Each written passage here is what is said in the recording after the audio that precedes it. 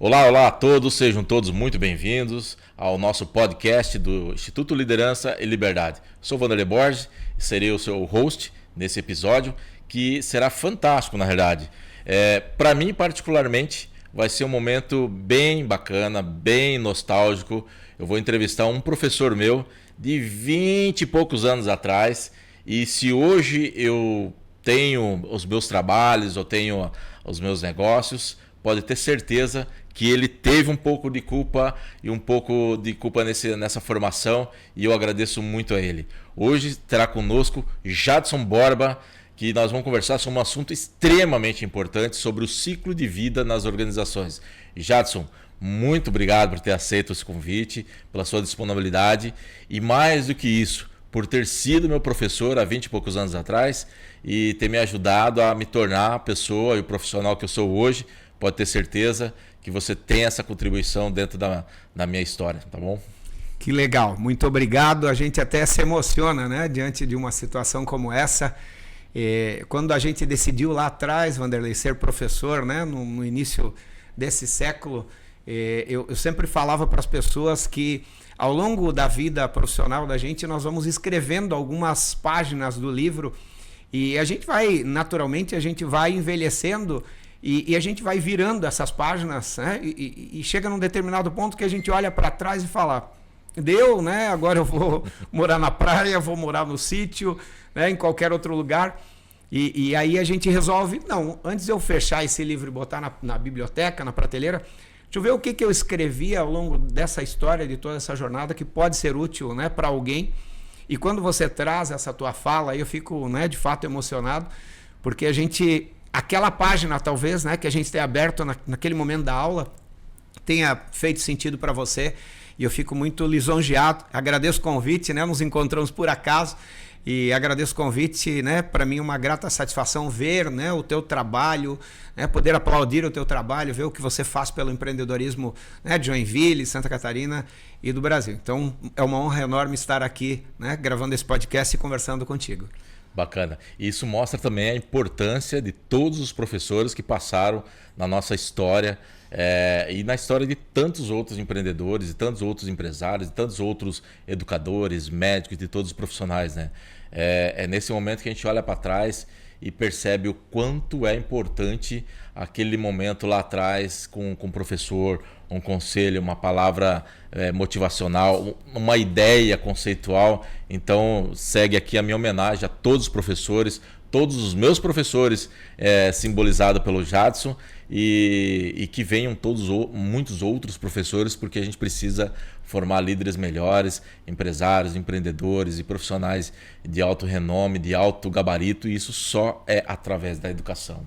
Legal, muito obrigado. Obrigado pelo reconhecimento, pelo mérito aí, né? Muito, muito bacana. Eu tenho uma historinha bem rápida, né? Eu estava dando uma disciplina de empreendedorismo e a gente trabalhou uma metodologia chamada metodologia Lean Startup. Então a gente conduzia os alunos para pensar numa startup. Eu tinha um aluno de 30 e 39 anos, eu vou falar o nome dele porque ele sabe que eu falo isso, né? O Fabrício Monique.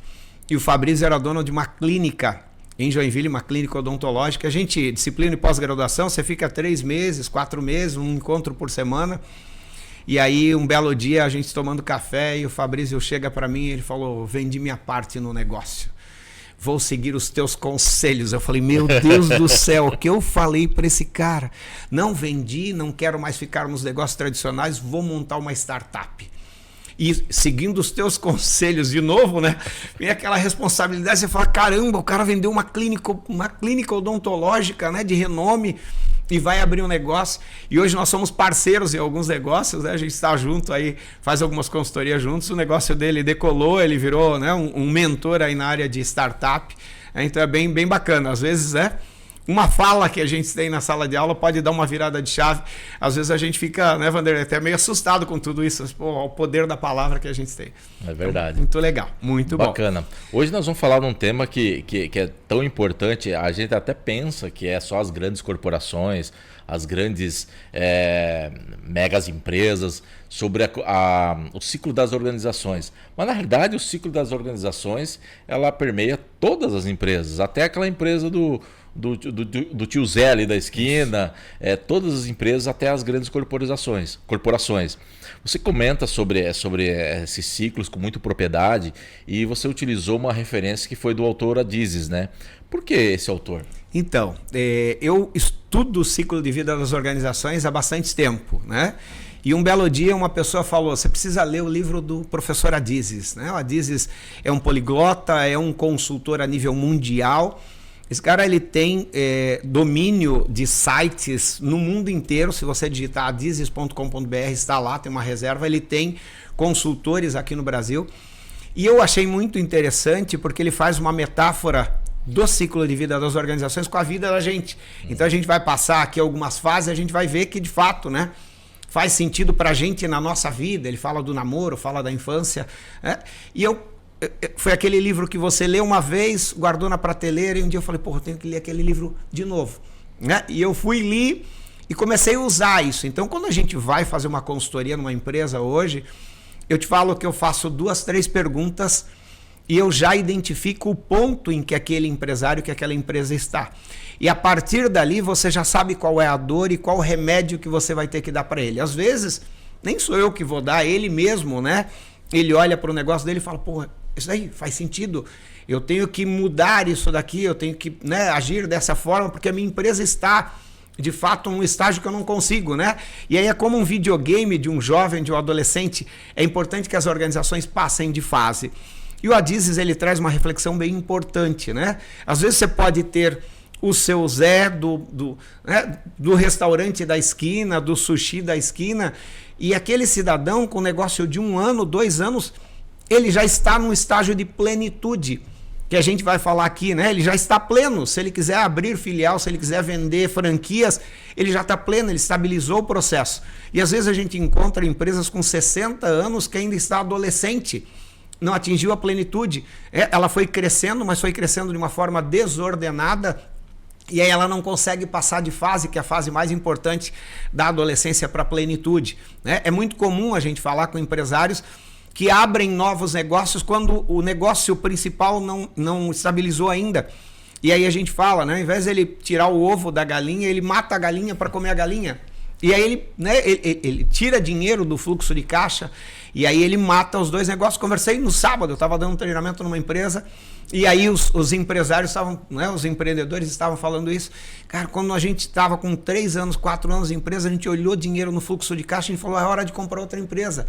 Vem a arrogância do empreendedor, né, de querer abrir outro negócio, mas ele não estabilizou aquele que ele tinha primeiro, né? Então o Adizes, ele faz essa reflexão. A gente vai tentar passar aqui, né, Vanderlei, algumas fases rapidamente, só para dar um gostinho de quero mais. Já vou dizer para vocês, né, talvez de tanto a gente falar do livro do Adizes, outro dia eu entrei, é um livro bem antigo, outro dia eu entrei, estava falando uma palestra, entrei lá, o pessoal falou, gente, tá R$150 um livro do Adizes, um livro usado num sebo, né? Então, de tanto a gente falar, acho que as pessoas começaram a buscar. Então, o objetivo aqui é deixar um gostinho de quero mais, né? Olha, vai pesquisar que vai ser bem bacana. Bacana. Tá? E pelo que a gente percebe nos ciclos, né? A gente vai discorrer sobre esses temas, né? Tem alguns pontos críticos, né? Assim como é nas nossas vidas também. Isso, né? mesmo. Nas nossas vidas a gente tem alguns pontos críticos, que é o nascimento, depois a gente vai ter lá na adolescência.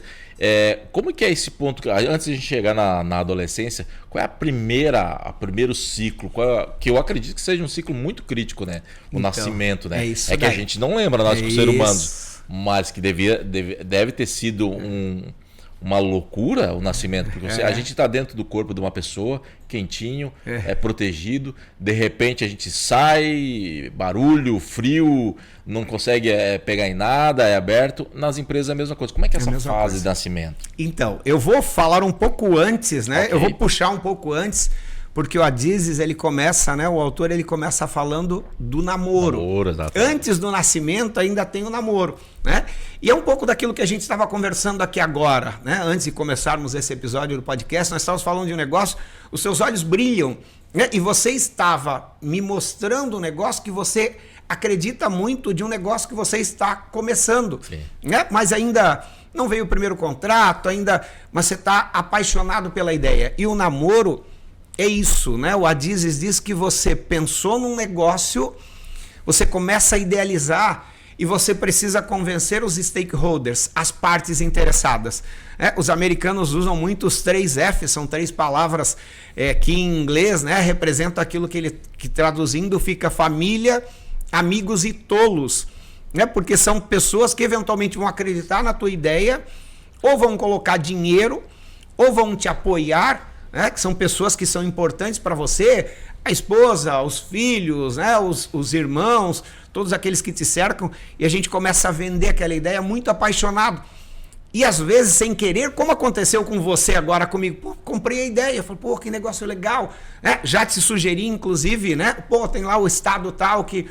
Então assim, você me vendeu uma ideia, e esse estágio do namoro é vender a ideia para os outros, pensar num pitch, o americano chama muito do elevator pitch, se eu apertar no elevador agora, se estiver no 0 e apertar e subir até o 5, vai durar 40 segundos, num elevador convencional, 40 segundos para subir. Se você tiver, naquele momento, com o investidor anjo, alguém que possa colocar dinheiro no teu negócio, aquele é o teu momento de vender o teu negócio. Então, no estágio do namoro, você precisa estar com o pitch pronto para responder eventuais perguntas. E aí uma vez, e aí o autor fala que é como se fosse um avião na pista, ele já taxiou, ele está na pista esperando a torre de controle dar o ok para ele decolar. A hora que os stakeholders, que ele sente firmeza, ele deixa de ser CPF e passa a ser CNPJ. Opa, esse negócio deu certo. Eu tive o apoio. Tem um investidor anjo que é o Fernando Seabra, você deve conhecer, foi quem trouxe, um dos maiores investidores anjos do Brasil, foi quem trouxe o programa Shark Tank para o Brasil, inclusive. E ele fala, quando as pessoas vêm buscar dinheiro comigo para pegar aporte de capital, ele diz, eu faço 2 perguntas. Além da tua mãe, quem mais gostou do teu projeto? Ele fala que 99 outras pessoas têm que ter gostado, que a tua mãe vai adorar. Não, a mãe da gente acha a gente lindo, Exatamente. Eu, narigudo, feio desse jeito, minha mãe sempre dizia que eu era lindo. Eu fui perceber que eu tinha um nariz grande com 14 anos, que minha mãe dizia, tu é maravilhoso, tu é lindo, Então a mesma coisa, a gente está apaixonado pela ideia e alguém tem que dizer, pô, isso daí não faz sentido. Então a gente precisa convencer. Num segundo momento, além de a gente convencer, ele falou, o Fernando Seabra, ele diz assim, uma segunda pergunta que eu faço, quantas vezes você quebrou? Porque se você quebrou uma vez, você já sabe o que fazer para não quebrar. Mas vamos lá, passamos de fase, saímos do namoro e fomos para a infância. E aí vem aquilo que você falou. E a analogia do autor é exatamente essa. A gente, quando tem filho, eu lembro de a minha esposa trazendo o Lucas, meu filho, da maternidade, colocando no berço. A gente fica o tempo inteiro, a gente quer saber se está respirando, fica olhando, mas, meu Deus, está respirando? A gente vai e bota a mão no peito para ver se o peito está inflando ou não. Bota a cabeça do lado para ver se está saindo aquele ventinho da respiração. Então, atenção muito grande do dono, e aí ele faz a metáfora com os pais, e uma necessidade muito grande de leite, porque a criança ainda ela não se vira. Então ela precisa do leite. E o leite, a analogia do autor, é o dinheiro. O capital de giro que nunca chega, que você tem que vender carro, que você tem que vender apartamento, que você tem que buscar dinheiro, que você precisa fazer um aporte de capital muito grande. Se você tem uma indústria, por exemplo, imagina, é um CNPJ novo. Que referências comerciais você vai ter? Que referências bancárias você vai ter? Como é que eu vou comprar matéria-prima? Quem que vai me dar crédito para comprar matéria-prima? A compra de matéria-prima vai ser à vista. Não. E aí eu quero entrar no mercado. Eu quero vender os meus produtos no mercado. Quem é que vai querer comprar? A não ser que eu esteja fazendo algo muito diferente, mas se eu estiver vendendo commodities, a primeira coisa que quem está comprando vai pedir é prazo. Exato. E aí já começa o problema. Porque eu não tenho prazo de pagamento, para eu pagar o meu fornecedor, mas eu tenho que esticar muito o prazo de recebimento. E aí o fluxo de caixa já começa errado. Então, de novo, no sábado eu conversei com 4 empresários, num treinamento que a gente foi dar, e a primeira pergunta que eu fiz 2, como é que estão os negócios? E ele falou que os negócios estão indo bem. Eu fiz a segunda pergunta, como é que está o fluxo de caixa? Ele falou, esse é o nosso problema. 10 anos uma empresa com problema de fluxo de caixa. E se não cuidar, Vanderlei, e os demais que vão ouvir, daqui a 20 anos eu encontro eles de novo, eles vão dizer que o fluxo de caixa está ruim. Aí tu olha no estacionamento, o carro dele não é um carro pomposo, é um carrinho humilde. Por quê? Porque ele ainda olha e fala, não, mas eu estou devendo para o banco, eu estou devendo para a securitizadora, eu estou devendo para a factory. Então, esse momento é um momento difícil de você desbravar o mercado, buscar clientes e ninguém acredita em você, e o teu fornecedor também não acredita em você, né? Então é um momento difícil, como você falou, né? É o sair do ventre da mãe e, né, a empresa nasceu, e aí também existe uma confusão que é bem comum, que começa a misturar CPF com CNPJ. Isso é perigoso. Isso é perigoso. Eu passei por isso. Eu cometi esse erro. É isso, né? A contabilidade no passado ela tinha os 10 mandamentos, os 10 princípios da contabilidade. O primeiro princípio era o princípio da entidade. CPF é CPF, CNPJ é CNPJ. Mas quem disse que a gente consegue fazer isso? Né? Abastece o carro com o cartão corporativo, carro particular com cartão corporativo, mas bota crédito no celular da empresa com o teu dinheiro. Né? Então vira uma confusão. Mas, enfim, né? Se passar dessa fase... Deixa eu só voltar aqui. No namoro, o autor, para todas as fases, o autor diz que tem uma patologia, uma doença. Então, se no namoro você não conseguir convencer os stakeholders, isso vai virar o caso. Né? Se o teu projeto novo não der certo, que eu acredito que vai dar super certo, mas se ele não der certo, você vai falar, poxa, eu visitei poucos clientes, poucos estados, eu deveria ter visitado mais. Durante muito tempo você vai contar isso como se fosse um caso. Na infância, que é o segundo estágio, ele vai falar da mortalidade infantil. Então, o cuidado numa empresa nova é você não desacreditar do projeto que você está antes, né, do momento em que aquela criança pudesse, de fato, né, ter uma vida mais equilibrada.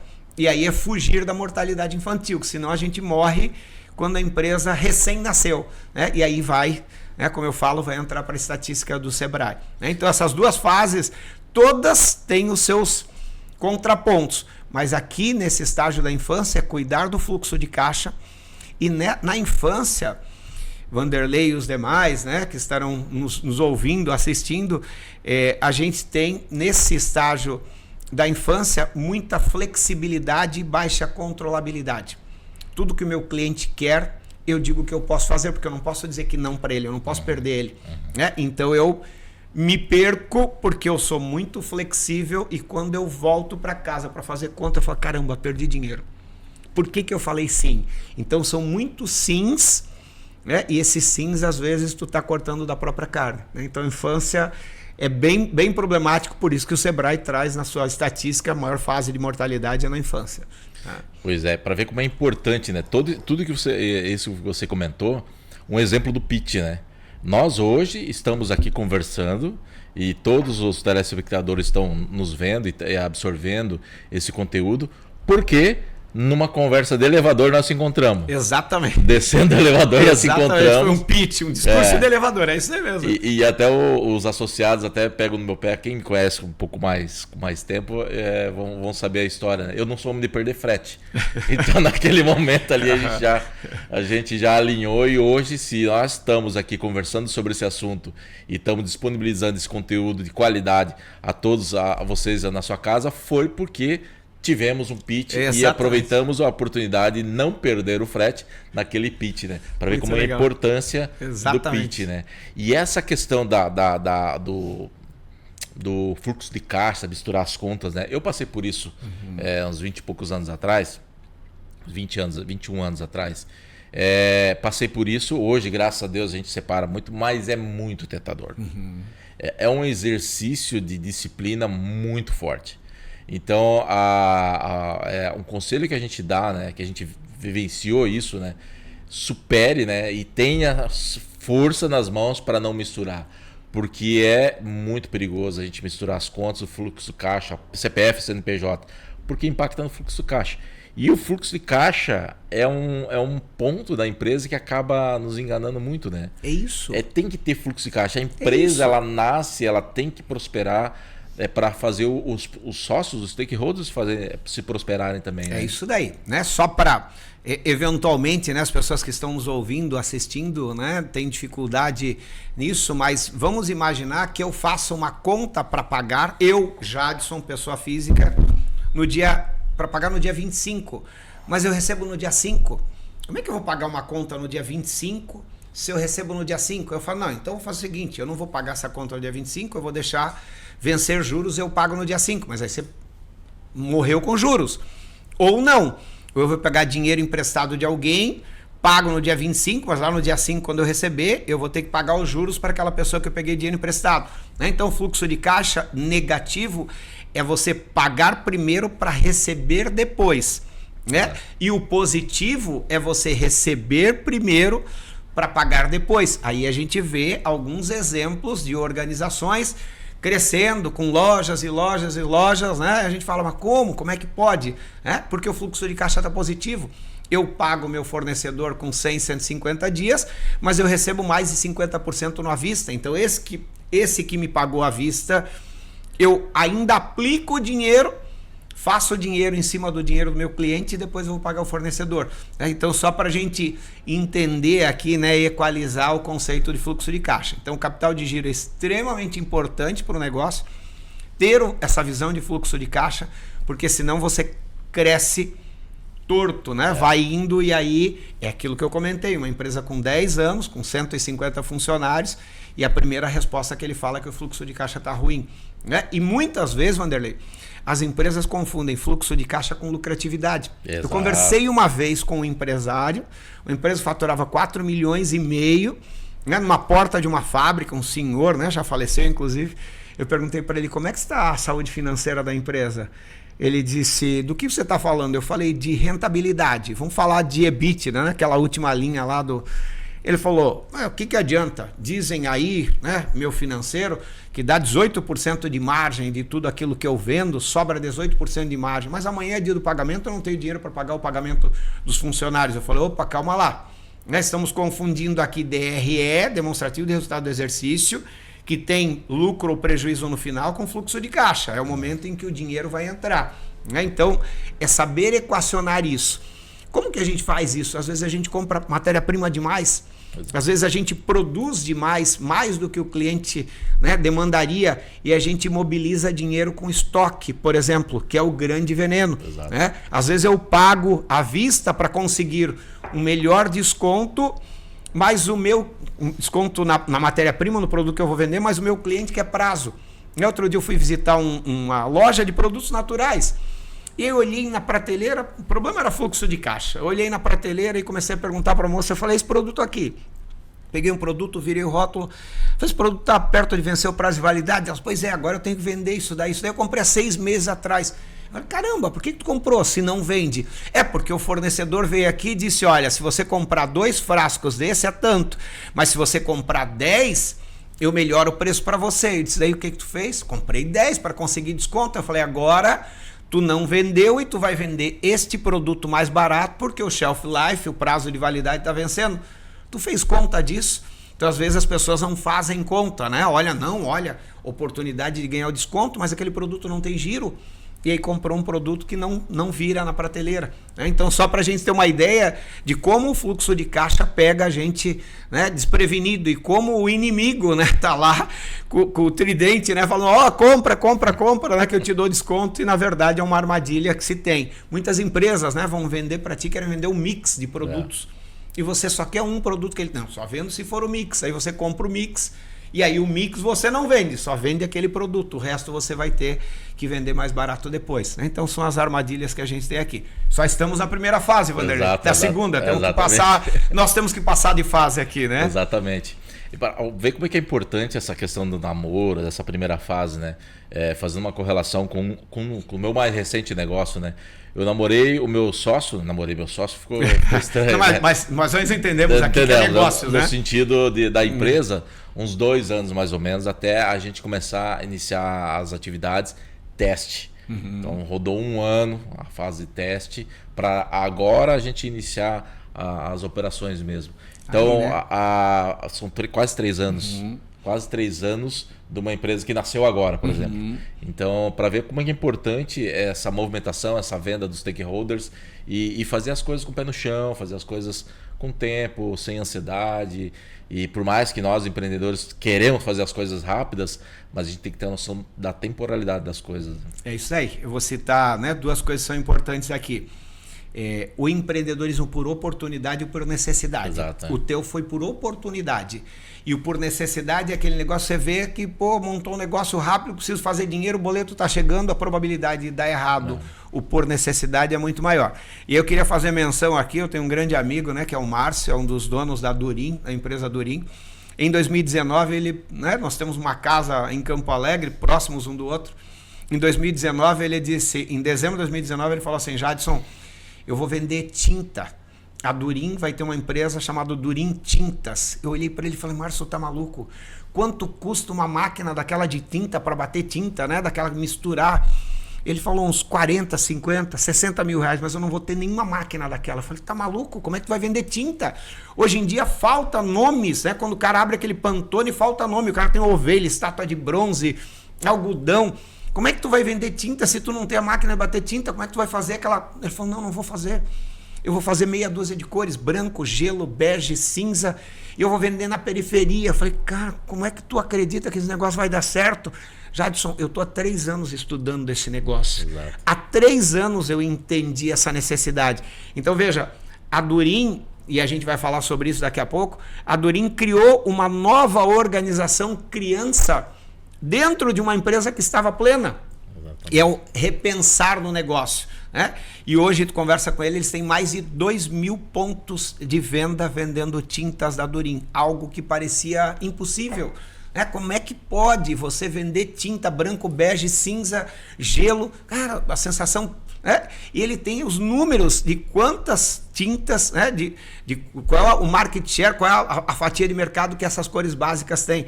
Então é um negócio que cresceu, prosperou, mas porque assim como você... Ele ficou 2, 3 anos entendendo o mercado para depois ele empreender. E aí você reduz a necessidade, a mortalidade infantil, né? Você não entra na estatística. Né? Acaba reduzindo o risco. Ou seja, é possível então, nessa fase, nesse ciclo das empresas, das organizações, nós termos outros nascimentos organicamente, né? Perfeito, é ótimo. E aí eu vou dar um pulo aqui, né? A gente sai do estágio da infância e a gente vai para um estágio que é um estágio que não tem muita relação com a vida da gente, que o autor chama de toca-toca. Nesse estágio do toca-toca, vamos entender que você já se ligou, né, que o teu fluxo de caixa está ruim. E você começa a dizer para o teu cliente que queria comprar com 42 dias, você começa a dizer para ele, não, cara, não consigo te dar 42, consigo te dar 21 dias. Não, mas... Agora ele já conhece o teu produto, já conhece o teu serviço. Então, teoricamente, ele já... Aquele anzolzinho que estava só na beiradinha da boca, agora já engatou. Então, agora você consegue puxar este prazo de pagamento para mais perto. O teu CNPJ não é mais novo. Você já tem referências bancárias, referências... Então, você também consegue pegar o teu fornecedor e empurrar o prazo de pagamento mais para frente. Então, veja, prazo de recebimento estava aqui, prazo de pagamento estava aqui. Eu vou começar a aproximar esses dois. E aí, claro, você começa a montar uma estrutura organizacional. Você, empreendedor, começa a trazer pessoas que vão te ajudar nos controles. Você não vai mais disputar um contrato simplesmente sem fazer conta. Você já tem um contador, alguém que cuide de custo, da controladoria, e aí você começa a equacionar a flexibilidade que você tinha muito, mas não tinha controlabilidade. Você começa a trazer profissionais que vão fazer contas para você, ou mesmo você faz um curso lá de formação de preço e aí já começa a entender o teu negócio. Então você é aquela criança que tinha recém-nascido, que dependia do pai e da mãe, já começa a ficar em pé no berço. E aí, se bobear, ela já pula do berço e já começa a dar os primeiros passos, se segurando, mas ela já está mais estável, mais estabilizada. Ela já consegue se sustentar. Então a empresa já consegue se sustentar e já está em passos largos, né, de buscar o crescimento. Só que aí tem uma grande armadilha, né? Então, falando nas patologias, na primeira a gente teve o caso, na segunda a gente teve mortalidade infantil. No terceiro momento, e aí é que está, é a cilada do fundador. A gente havia comentado sobre isso. É a cilada do fundador, ou ele chama de cilada familiar. Por quê? Como o fluxo de caixa equaciona, você sempre olhava a conta corrente, o extrato da conta corrente estava sempre negativo, você estava sempre devendo. E agora você equacionou, estruturou, começou a fazer conta e você olha e fala, pô, o negócio deu certo. Caramba, tá sobrando dinheiro na conta corrente. A família que te viu com 12, 14, 16 horas de expediente, começa a te cobrar. Pô, Vanderlei, fica mais em casa, fica mais com a gente aqui. Você não precisa ficar mais tanto tempo na empresa. E aí você começa a aliviar o pé daquele negócio que ainda requer uma atenção. Mas você começa a aliviar o pé e aí o negócio, né, já começa a perder aquela referência do Vanderlei como gestor da empresa. E mais uma coisa, você olha aquele dinheiro e você é tentado a tirar aquele dinheiro, como a gente havia comentado, para colocar em novos negócios. Só que daí, de novo, né, você ao invés de pegar o ovo da galinha, você vai lá e corta um pedaço da galinha e a galinha começa a sangrar. Então você sangra aquilo que estava te dando o dinheiro. Quer seja para o teu, vamos lá, para satisfazer o teu ego, né, e por isso a fase toca-toca, né, tudo que eu toco vira ouro. Né, não, isso daqui eu toquei e virou ouro. Essa empresa, que era essa empresa? Comecei e deu tudo certo, então eu vou abrir um novo negócio. Ele abre um novo negócio sem estar estruturado. Ou ele pega dinheiro da empresa para satisfazer o ego da família. Por isso, cilada familiar ou cilada do fundador. E aí, de novo, ele tira dinheiro no momento que a empresa não poderia ter. Então, este momento do toca-toca não é o momento de nascer novas organizações crianças. Elas são necessárias, a gente já vai falar sobre isso na frente, mas não nesse estágio do toca-toca. Deixa essa criança firmar os pés, deixa ela soltar do berço e começar a caminhar sozinha, né? E você sentir que está tudo certo, para daqui a pouco você delegar e sair do negócio. Não nessa fase do toca-toca. E aí, Vanderlei, eu vou te dizer assim, estatisticamente, dos clientes que a gente vai fazer consultoria, muitos abrem negócios enquanto o seu negócio principal não está estabilizado. Ele precisou estabilizar esse primeiro negócio, precisaria, para depois ele abrir novos negócios. Muitos. A gente, claro, né, tem contrato de confidencialidade, de sigilo com clientes, né? Mas eu te falaria aqui uma tarde inteira de clientes que, quando você chega, eu cheguei num cliente há uns 3 meses atrás, botei os pés, olhei no negócio, o cidadão abrindo uma filial, 2 filiais. Eu falei, caramba, mas o negócio principal não está estabilizado. Ele tem que estar aqui, como é que ele vai cuidar da filial? Se ele tem que estar aqui, né? E aí você começa a perceber, às vezes até desvios financeiros. O controller que tem a senha forte lá, acaba desviando sem o negócio estar estabilizado. Então, abrir um novo empreendimento sem estabilizar o teu primeiro é um risco grande. Vamos para frente? Sim. Então, antes de ir para frente, olha qual a importância da correlação com o ser humano, né? A autoconsciência do indivíduo, né? Nós, como pessoa, como indivíduo, como profissionais, nós também precisamos ter uma autoconsciência de que fase que nós temos, né? Tem muita gente de 50 anos, que é o meu caso, que se sente jovem, né? Com vigor, e que é o meu caso, mas também tem muita gente com 20 e poucos que se sente velhos, né? É isso mesmo. E a autoconsciência do seu momento, né? Da sua realidade, do seu presente, né? Nas empresas é a mesma coisa, né? É isso daí. Por isso, nas fases, né? Os ciclos, é importante você ter a noção clara em que fase que você está, como profissional, como pessoa e como empresa, né? Importante. Aí você entende por que o modelo Adizes, né? Porque eu gosto deste modelo, porque ele faz essa metáfora, né, com a família. Exato. Muito legal. Vamos para a próxima, né? A gente já está chegando lá em cima. Mas vamos para a próxima. O próximo estágio é a adolescência. Saiu dessa fase crítica do toca-toca, né? Eu tirei a cabeça para fora, respirei e falei, caramba, deu certo. Essa empresa, agora os clientes me procuram. Eu já, nesse estágio, eu consigo ter uma visão de processos, eu tenho indicadores de gestão, a empresa começa a se organizar, está tudo certo. E o empreendedor começa a perceber que ele agora chegou o momento dele tirar o pé e profissionalizar a gestão, ou eventualmente em empresas familiares dele começar a passar o bastão para os filhos. Só que o que a gente percebe? E aí a fase adolescência, né? Por que adolescência? Na minha época e na tua não era assim, né? Mas hoje a gente que tem, né? Os meus já passaram da adolescência, mas tudo tem um questionamento. Eles querem liberdade, mas se eles quebram a cara, Ah, pai, eu quero uma festa. Aonde que é a festa? Ah, pai, para. Tô indo com a minha amiga, tá tudo certo, o pai dela vai levar. Mas chega lá, a festa não é muito legal, a festa tá rolando bebida, a festa tá rolando uma coisinha diferente. Pai, vem me buscar. Tá, mas tu não falou nem onde tu tava. Né? Então eles querem liberdade, mas ao mesmo tempo, quando dá errado, eles querem voltar. Aqui acontece com o empreendedor. O empreendedor, diferente de querer, né? Ele dá liberdade para as pessoas tomarem decisões, mas ao mesmo tempo ele olha para o negócio, ele sente, e aí vem a patologia, ele sente que ele está se divorciando do negócio. Aquele casamento que durante muito tempo precisou dele, agora as pessoas estão tomando decisão sem ele. Como assim? Né? Como? Eu tenho um exemplo, né, bem típico, né, de uma empresa em Joinville, que nós fizemos o processo de sucessão, e aí nós institucionalizamos lá que o dono viria 3 dias por semana, terça, quarta e quinta. E em 2 dias, o sucessor assumiria as decisões, segundas e sextas. Só que todas as decisões tomadas na segunda, sem a presença dele, na terça ele revisava. Quando ele chegava, ele queria ver tudo que tinha sido tomado de decisão, né, na segunda, porque na terça ele queria revisar.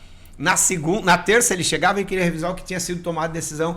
Então, ao mesmo tempo que eu dou liberdade, eu quero tirar a liberdade, né? E o autor tem uma analogia, ele é cheio de metáforas. Ele tem uma metáfora lá que é a metáfora da síndrome da porta giratória. Quando você, Vanderlei, executivo, entra na minha empresa para assumir o meu negócio, quando você pensa que você está como a porta giratória do banco, quando você pensa que você está entrando no banco, eu estou te empurrando para fora. Né? Então eu tenho um exemplo de uma empresa, ela contratou, a primeira vez na vida, contratou um gerente de marketing, uma empresa de segmento alimentício, contratou um gerente de marketing que não era da família.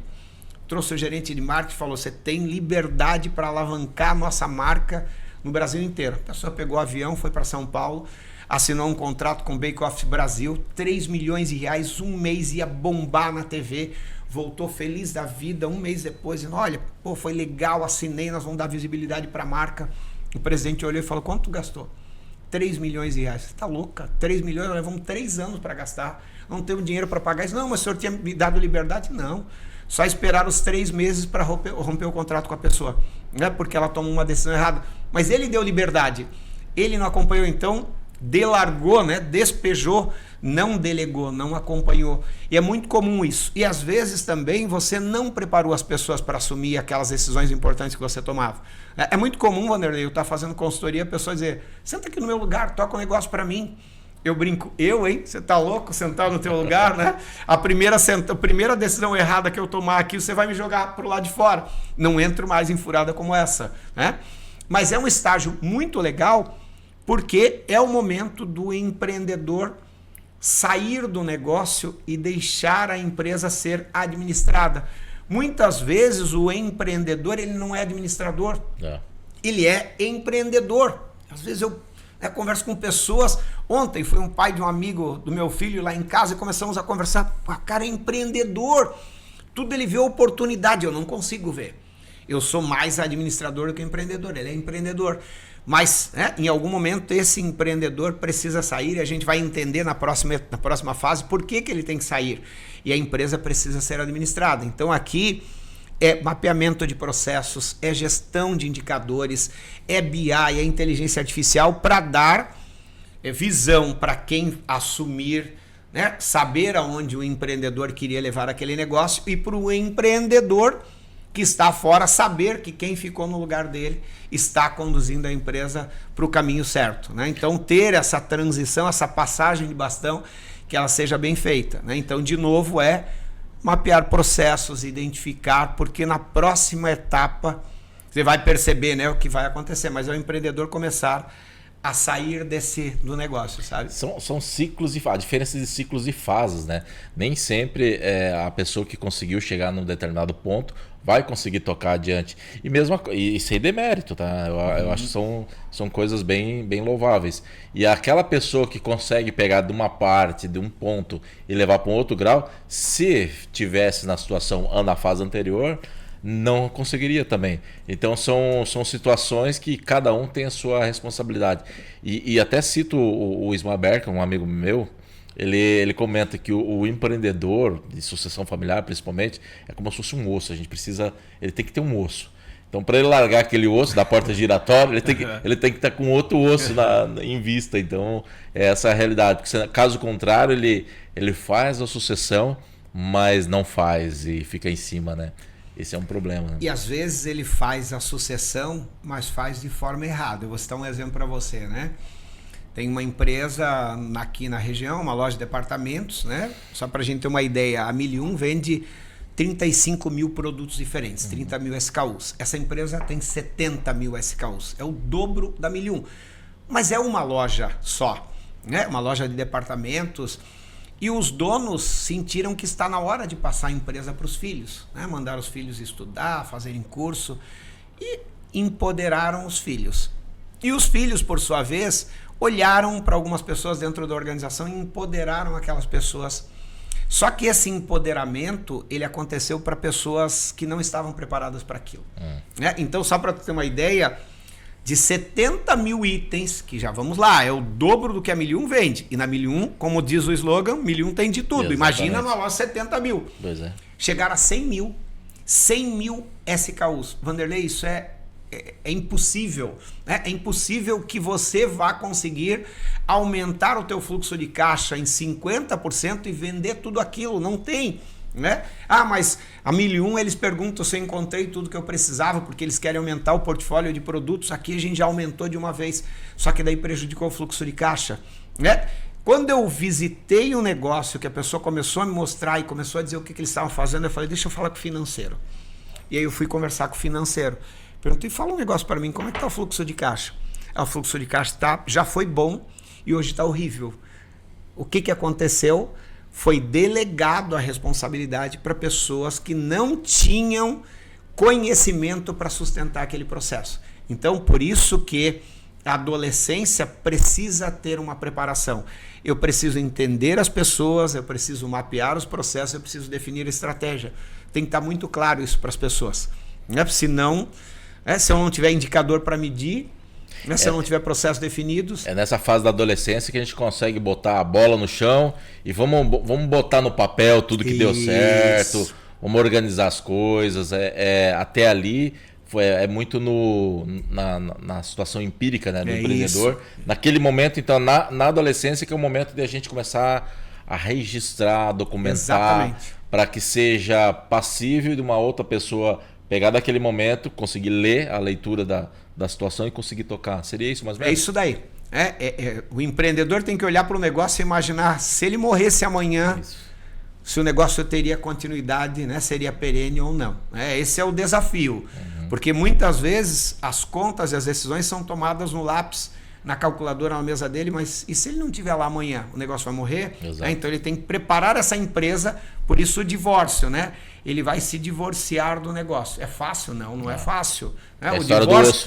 O divórcio na vida de um casal já é difícil, imagina numa organização. Mas vamos lá, né? Vamos imaginar que nós passamos essa fase e fomos para uma fase da plenitude. O divórcio é anterior. O divórcio é bem... A adolescência é a doença, é a patologia da adolescência. Né? Então nós temos namoro, infância, toca-toca, adolescência. Agora a gente vai para a plenitude. Como o nome sugere, plenitude, o negócio está pleno. Se está pleno, né? Tem até uma música que tocou durante algum tempo, né? Maquiagem ok, sobrancelha ok, cabelo ok, né? Tá plena. A empresa está plena. Quando a gente olha algumas organizações, eu vou voltar para a Durim, por exemplo, uma empresa tem lucratividade, uma empresa que o fluxo de caixa está positivo, que a gestão é profissionalizada, apesar dos donos estarem lá todos os dias, a gestão é profissionalizada, eles estão lá com profissionais, estão à frente do negócio, porque são as pessoas mais competentes para estarem lá. Eles estão certos, se eles não forem as pessoas, eles vão colocar alguém no lugar deles e está tudo certo. Mas eles são as pessoas mais competentes. E aí a empresa estabilizou, e aí passa de fase e vai para a plenitude, que é essa fase que eles estão.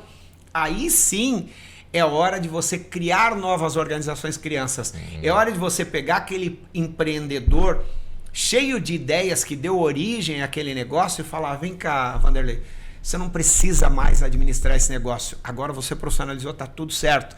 dá asas para a tua imaginação e vai criar novos negócios, que daqui a gente cuida, tá tudo certo. Por isso que a gente vê uma Docol, depois de muito tempo, vendendo torneiras, torneiras e acessórios, entrar no segmento de cubas. Por isso que a gente vê uma Tigre comprando uma empresa que faz torneiras de plástico. Por isso que a gente vê as empresas crescendo e aí nascendo novas organizações crianças. Aí é o momento da questão orgânica mesmo. É isso, aí é o crescimento orgânico. No ciclo de vida, a gente diz que nesta fase da plenitude, outras organizações crianças têm que nascer até para oxigenar o negócio, né? Senão você vai acreditar que vender máquina de datilografar vai te garantir a perenidade, às vezes não. Essa empresa no sul do estado, por exemplo, é uma empresa que tem 60 anos, quinta geração da família, e a empresa, durante esses 60 anos, produziu doce. Só que, há 2, 3 anos atrás, a expressão mais comum na internet, a palavra mais buscada era saúde. A expressão era saúde urgente. Será que eu vou garantir, né? A gente está vendo o hábito de consumo dos jovens. Wanderlei, a minha filha, é um negócio impressionante. Às vezes eu passo no Koenig para comprar chineque. Antes eu comprava 4, era um para cada um lá em casa. Pai, para mim já não precisa mais. É muito doce. Passa em algum lugar, compra uma pizza de que, pai, é muita gordura. Pai, assim, ó, só não chegou na fase de pesar comida porque eu sou meio radical. Mas muitas coisas ela não come mais. Ela lê o rótulo antes de...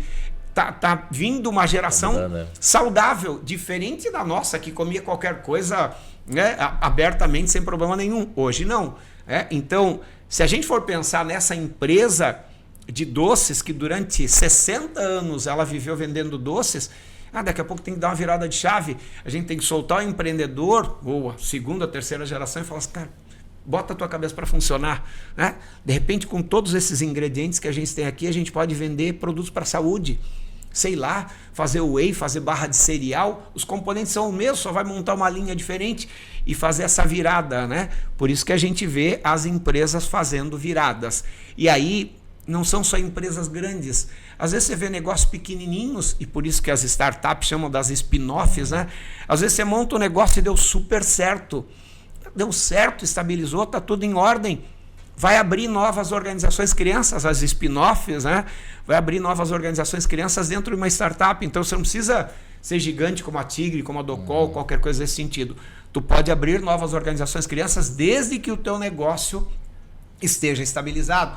Que a tua galinha vai continuar botando ovo, tu vai até comer um ovinho dali. Mas daqui a pouco tu vai colocar uma outra galinha, né? Vai criar uma outra galinha que coloque novos ovos, e aí a gente vai perceber isso. Vamos pensar assim, né? Felipe Hansen, eu falo aqui com todo respeito, né? E tivemos essa conversa recentemente. O Felipe Hansen tem um filho que é CRH. A gente está vendo o movimento da CRH nascendo. Ou seja, o Felipe estruturou a Tigre de uma forma que ele não precisa estar na Tigre o tempo inteiro. E ele vai fazer um negócio que ele gosta de fazer. Ele fala para o pessoal da CRH, eu venho para cá para ter prazer. Ele está com a Cidade das Águas, ele está com o Paraíso das Araucárias e com tantos outros projetos.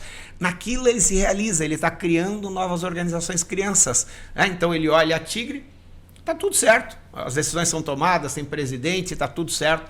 E ele vai cuidar daquilo que dá prazer para ele. Então é o empreendedor, no caso dele, né? Ele é o herdeiro, mas é o empresário principal. E ele vai cuidar daquilo que dá prazer para ele. Então é liberar, né? A fase da plenitude é liberar o empreendedor ou a organização para pensar em novas organizações crianças. Legal, seria uma fase muito importante, essa fase da plenitude, que dá autoconsciência de você crescer, né? É o momento de você crescer de outras formas, seja organicamente ou seja até comprando outras empresas. Isso mesmo, negócios, né? Isso, também é isso, comprando, adquirindo, né? Vendo o que tem de... Então a gente fala muito novos negócios, novos produtos ou novos mercados. Legal. A gente olha a Bold, que é uma empresa de acrílicos, né? e policarbonato aqui em Jaraguá do Sul, né? Se tu ouve a palestra do Rolf Sebold, é um negócio fantástico. Agora ele disse, agora nós enxugamos o portfólio de produtos. Quando ele começou importando acrílico e cortando acrílico, sobrava uma montoeira de pedaços de acrílico e falou, pô, vou fazer luminária. Vou ganhar dinheiro fazendo luminária. Hoje ele olha para esse negócio luminária e fala, menor sentido. Eu estou usando um esforço gigante para ganhar pouco dinheiro. Não, eu tenho que crescer ganhando dinheiro naquilo que eu sou bom. Tem loja na Colômbia, tem loja no Chile, está abrindo loja no México. Então, veja, novos produtos, novos negócios ou novos mercados. Se a gente falar com o Márcio da Durim, o Márcio está vendendo material do que ele vende da Durim plástico em supermercado. Porque pode ser que o teu sifão estrague num domingo à tarde, né? Ou tua válvula da pia, ou tua válvula de descarga estrague, e aí você vai precisar comprar, né? Então, olhando aquilo que tem lá fora, eles estão desenvolvendo novos mercados, né? Estão criando novos mercados para aquilo que eles já tinham. E aí esse é o olhar do empreendedor, soltar esse empreendedor, se ele levou o negócio até ali, é porque ele tem capacidade. Então, imagino que ele consegue fazer depois, né? Esse é o estágio da plenitude. Bacana. E a importância dessa consciência, né? Eu falo tanto da consciência porque eu passei por isso anos atrás. Eu abri minha primeira com 19, a segunda com 26 e quebrei com 23 e quebrei com 26. As duas. Depois eu me reergui, né? E nesse processo eu tentei navegar em áreas fora meu métier. E aí a importância da autoconsciência. Hoje eu tenho essa autoconsciência. É o que a maturidade talvez traz, né? Hoje eu tenho os negócios, mas todos eles estão correlacionados ao ecossistema industrial, que é o que eu sei. Uhum. Então, todos, de forma direta ou indireta, têm essa ênfase da área industrial, ou seja, focar naquilo que você é bom, naquilo que você conhece, né? É isso daí. Bacana. Muito Estamos bom. Plenos, tá plenitude, tá tudo certo, aí é o momento de fazer um IPO, ir pra praia, então, como é que é? Também dá, né? Também dá de abrir ações à bolsa, dá de fazer um monte de coisa. E é uma fase em que o empreendedor deveria manter o seu negócio pleno para novas organizações nascerem. O problema é que muitas vezes a controladoria, e aqui não é uma crítica, a controladoria assume as rédeas da empresa. E aí tudo que você for fazer dali para frente precisa passar, né, por diversos sistemas de controle, e aí você tira a flexibilidade. Aquilo que garantiu o teu crescimento lá atrás, que era ser flexível, ele é tolhido pela controlabilidade. Então a gente fala que na infância ela é muito flexível e tinha pouca controlabilidade, e quando ela vai para a plenitude, o cuidado é para ela não ser gerida pela controlabilidade e perder a flexibilidade. E aí eu começo a acreditar muito nos meus números, eu começo a acreditar, a receber muitos insights, e aí eu começo a limitar medida padrão para se produzir, quantidade mínimas de peças, eu começo a me fechar. É o meu controle interno que vai dizer o que eu tenho que fazer ou não. Eu começo a me fechar para o mercado. Eu começo a olhar e ficar muito mais orgulhoso dos processos que eu criei, pensar muito mais em ganhar dinheiro, em produtividade, e eu esqueço dos meus clientes, e a gente vai para uma fase lá em cima, essa primeira estágio, o estágio do crescimento, a gente vai para um estágio lá em cima, que é o estágio da estabilização, da estabilidade, que é o ponto, né, onde a curva vai, lá onde vai fazer a curva. Eu chego num determinado ponto, eu cresci, estava pleno, mas eu descuidei, o cachimbo caiu, né? Eu fui para cima, comecei a olhar para os meus processos, eu me apego, né? Eu me aferro, eu tenho um desejo ardente de fazer com que aquilo dê certo. E aí o autor, ele é muito inteligente, o livro, né? O primeiro livro que eu li dele foi de 91, ele cria uma metáfora que a gente já vai trazer para os dias de hoje, mas ele diz assim: você vai numa relojaria para comprar uma joia, tem um vigilante muito bem arrumado, asseado, né, com uniforme, você fala: senhor, eu quero comprar uma joia. Masculina ou feminina? Você fala feminina. Ele vai falar: o senhor vai pegar esse corredor, vai até o final. Quando chegar lá no final, vai ter um outro vigilante, o senhor conversa com ele. Aí você vai lá no final, chega lá, ele pergunta: é infantil ou é adulto? Você fala: é adulto. Aí ele fala: pega esse corredor, vai chegar lá no final, e às vezes quando você vê, você saiu pela porta fora e não foi atendido por ninguém. Olha só, Vanderlei, 1991, a gente não falava de 0800, né? Hoje você liga para o teu banco, né? Liga e vai, aperta 1, aperta 2, aperta não sei o que, daqui a pouco cai a ligação. E aí eu te pergunto, né? O que tem acontecido com o mundo dos bancos? Os mundos digitais. Exatamente. Gente, hoje eu abri uma conta para um MEI que a minha esposa abriu num sábado à noite, deitado na cama em 5 minutos. Ela já tem uma conta no MEI, já tem uma chave Pix, tá tudo certo. Wanderlei, quando eu precisei abrir uma conta para minha empresa em 2009, eu fui em 4 bancos diferentes e eu não consegui, porque os que eu achava que me liberariam, né? Não, vamos em banco do governo, o cara ainda queria empurrar a máquina de cartão, que eu não tinha necessidade. Então ele abria a conta, que ele era obrigado a abrir, mas ele queria te vender um produto para garantir a rentabilidade do negócio. Então tá aí os bancos tradicionais perdendo espaço para bancos digitais que tu não sabe nem onde está o teu dinheiro. O próprio Nubank nasceu por causa dessa forma, né? Ele foi abrir uma conta num determinado banco e ficou tão frustrado com aquela situação, ele falou, não pode ser assim.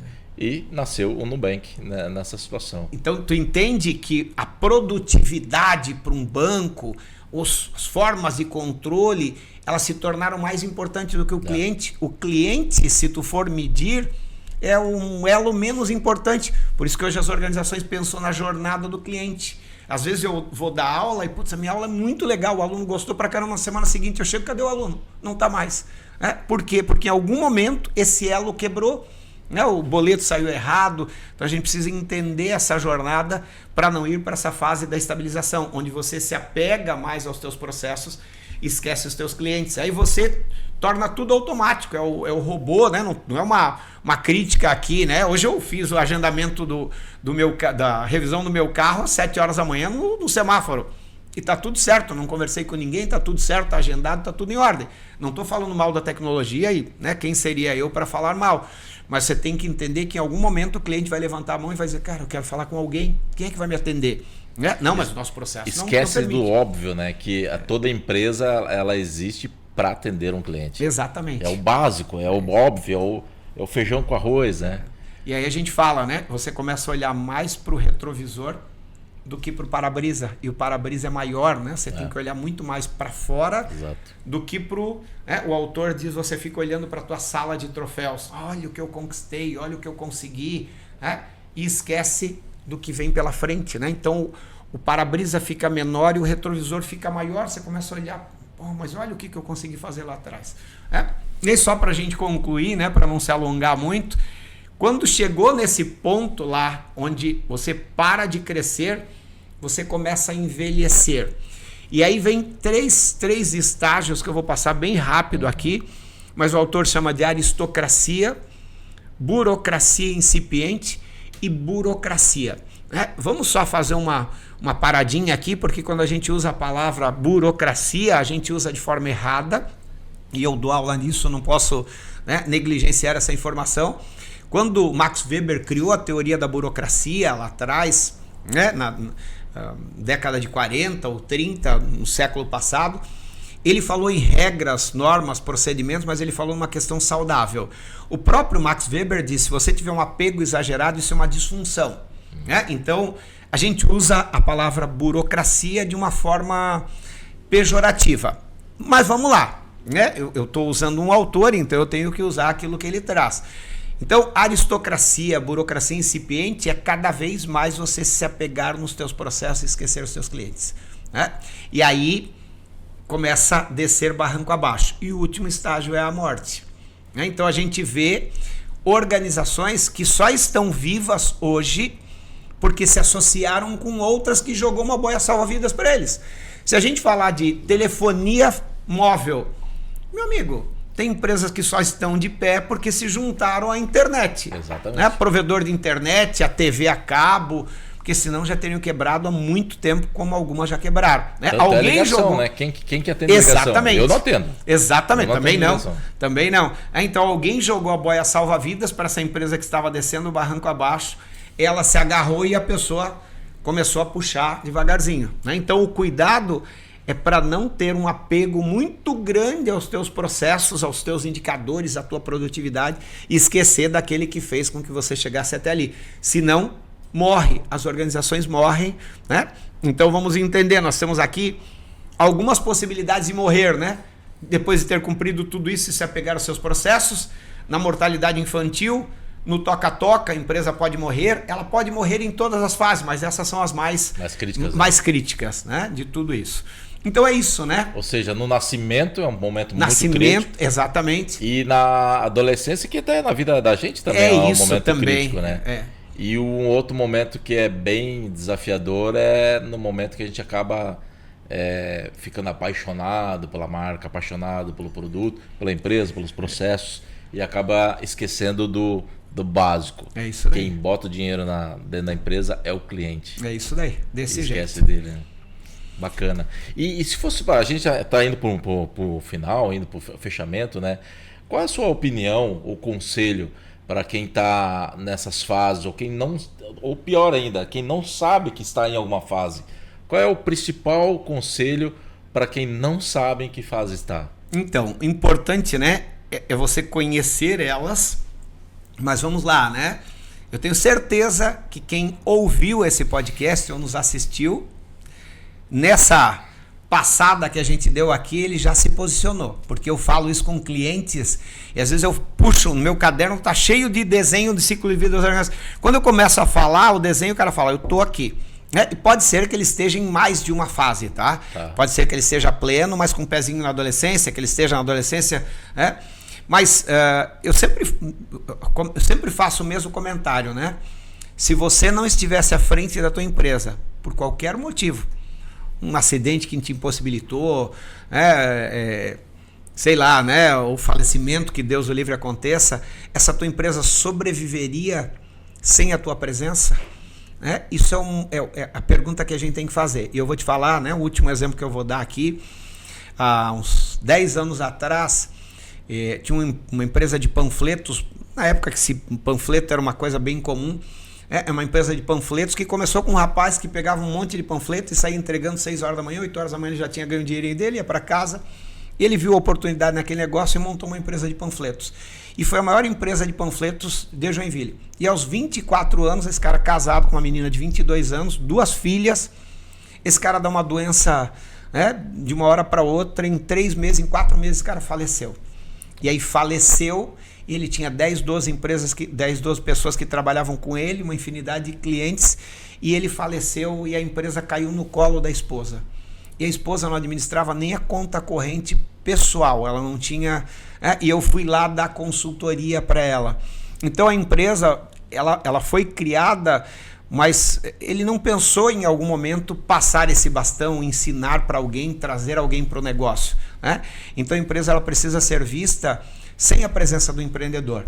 Esse é o desafio, né? Se você hoje não pudesse estar aqui por qualquer motivo que fosse, quem daria continuidade nos teus projetos? E aí você já começa a tua organização, independente do estágio que você está, a pensar que essa empresa já está plena. Se ela segue sem você, se ela vai ter perenidade sem você, ela já está plena. Pode ser que ela vai dar que o Vanderlei tem o poder, né, de não perder frete, e o outro vai perder. Talvez ela perca um pouco de flexibilidade, um pouco de crescimento, mas ela vai continuar. Pode ser que a pessoa que vai assumir no teu lugar vai querer vender esse negócio, vai querer, né? Mas o importante é você olhar para o teu negócio e ele não ter dependência exclusiva de você, né? Esse é o grande negócio. Você sabe? Ou seja, construiu as organizações tendo consciência de cada fase, mas sabendo que não pode ter a sua dependência do dono, né? Bacana, fantástico. Tá bom? Meu, que aula, hein, Jadson? Estamos aqui, como né? sempre, as aulas são fantásticas, né? Bom, muito bacana, muito legal. Bacana. Como que o pessoal pode te encontrar nas redes sociais? Como é que... Então, Vanderlei, eu sou um dinossauro aí com rede social, gente, me desculpa, né? Mas para não dizer que não, eu tenho o LinkedIn. Então, se você quiser me encontrar, Jadson Alberto Borba, né? O Jadson é um nome bem anormal, né? Mas é Jadson, Jadson Alberto Borba, lá no LinkedIn.